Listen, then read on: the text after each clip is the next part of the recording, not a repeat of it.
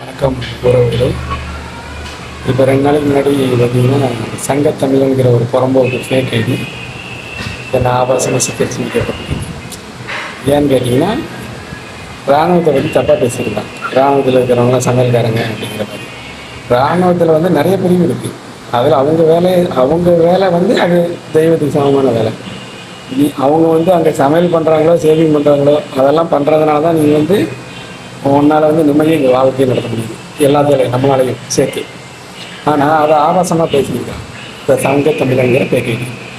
அதை அவன் கமெண்ட் பண்ணதை எடுத்து என் மச்சான் மிலிட்ரி மச்சான் வந்து வீடியோ போட்டிருந்தாரு. அதில் நான் வந்து மிலிட்ரி மச்சான் வந்து குமரி மீசைக்காரன் தெரியும்னு நினைக்கிறேன், உங்களுக்கு எல்லாத்துக்கும் தெரியும்.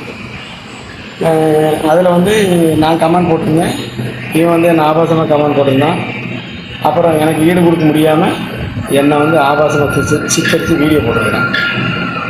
என்னை பிறம்போக்கு நான் வந்து தைரியமாக ஃபேஸ் காமிச்சு வீடியோ போட்டிருக்கிறேன். என் ஐடியிலையும் வீடியோ போட்டிருக்கேன். என் ஐடியை பற்றி தெரிஞ்ச எல்லாத்துக்கும் எனக்கு தெரியும். ஆனால் நீ வந்து பொம்பளை பாவடையில் விழுந்திருக்கிற பொட்டை நாய், உன் நம்பரை போட முடியுமா, இல்லை உன் ஃபோட்டோ போட முடியுமா, இல்லை நேருக்கு நேராக முதல்ல சொல்லி எங்கேன்னு சொல்லி நான் வரேன் வண்டி வண்டி என்னால் முடியுமா? அந்த மச்சான் குமரி மீசைக்காரன் ஐடியில் வந்து நீ மிலிட்ரிக்காரங்களை தப்பாக பேசுகிறவங்கள வந்து தண்டிக்கணும் அப்படிங்கிறத நான் கமெண்ட் போட்டுருக்கேன். கமெண்ட் எதாவது இருக்குன்னு பாருங்களேன்.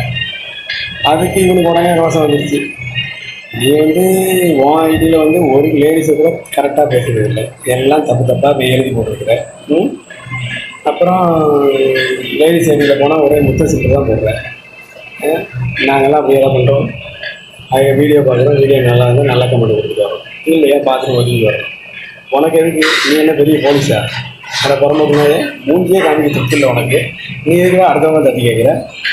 அப்படி கேட்குறாங்க கூட நான் என்ன மாதிரி ஆம்பளையாக மூஞ்சியை காமிச்சு வந்து கேட்கணும்.